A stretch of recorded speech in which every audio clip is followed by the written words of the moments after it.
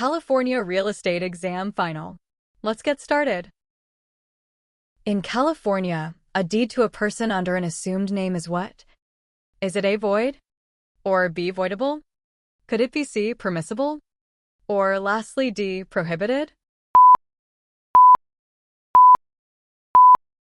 The correct answer is C. Here is why. Permissible, option C, is correct.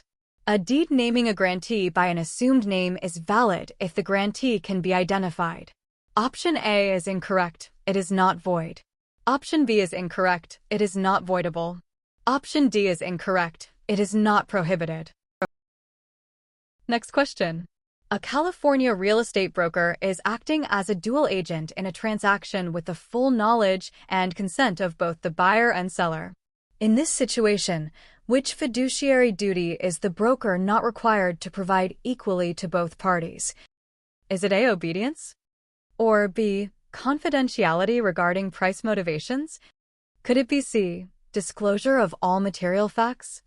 Or lastly, D, reasonable care and diligence?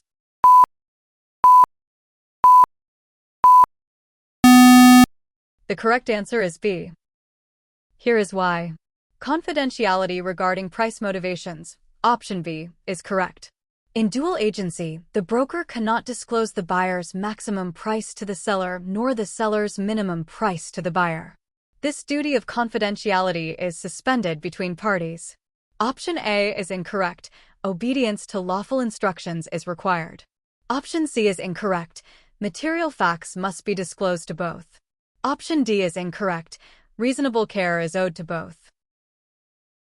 Next question. For appraisal purposes in California, a commercial property valued in excess of $250,000 requires what? Is it A, any type of appraisal? Or B, a certified general appraiser?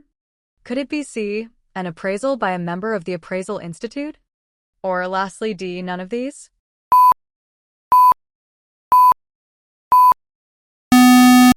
The correct answer is B. Here is why. A certified general appraiser, option B, is correct under FERIA and California law. Commercial properties over $250,000 require state-certified general appraisers. Option A is incorrect. Certification level is mandated. Option C is incorrect.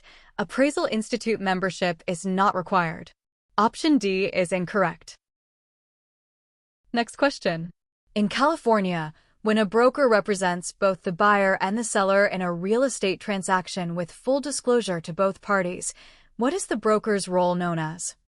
Is it A, subagent? Or B, dual agent? Could it be C, finder? Or lastly, D, unlawful agent?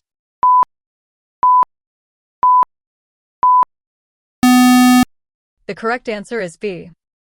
Here is why.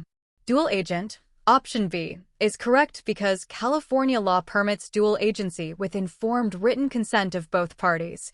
The broker represents both principals. Option A is incorrect. A subagent represents the seller through the listing broker. Option C is incorrect. A finder merely introduces parties and does not negotiate. Option D is incorrect. Dual agency is not unlawful when properly disclosed and consented to. Next question. In California, when a buyer submits an offer on a property and includes a contingency for obtaining a home inspection within 17 days, but the seller counters the offer removing the inspection contingency entirely, what occurs if the buyer accepts the counteroffer? Is it A, the buyer waives the right to any inspection? Or B, the buyer still has an implied right to inspect under California law? Could it be C, the transaction automatically becomes as is, with no contingencies?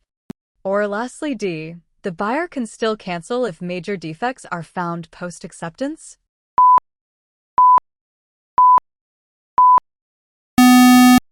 The correct answer is A. Here is why. The buyer waives the right to any inspection, option A, is correct. By accepting a counteroffer that removes the inspection contingency, the buyer contractually waives their right to inspect and cancel based on findings. Option B is incorrect. No implied right exists once contractually waived. Option C is incorrect. As is a separate contractual term. Option D is incorrect. Cancellation rights are governed by contract terms. Next question. If Garcia, Lewis, and Thompson are joint tenants in California and Garcia conveys his interest to Jackson, what is true about the ownership? Is it A, Lewis, Thompson, and Jackson are joint tenants? Or B, Lewis, Thompson, and Jackson are each one-third tenants in common? Could it be C, Jackson owns one-third as tenant in common with Lewis and Thompson owning two-thirds as joint tenants? Or lastly, D, none of these? The correct answer is C. Here is why. Jackson owns one-third as tenant in common with Lewis and Thompson owning two-thirds as joint tenants. Option C is correct. Conveyance by a joint tenant severs the joint tenancy as to that interest. The remaining joint tenants hold their shares jointly. Option A is incorrect. Jackson is tenant in common. Option B is incorrect. Lewis and Thompson remain joint tenants with each other. Option D is incorrect. That's it for today. How many did you score? Let me know in the comments. Please like and subscribe, and tell me what topic I should cover next. Bye.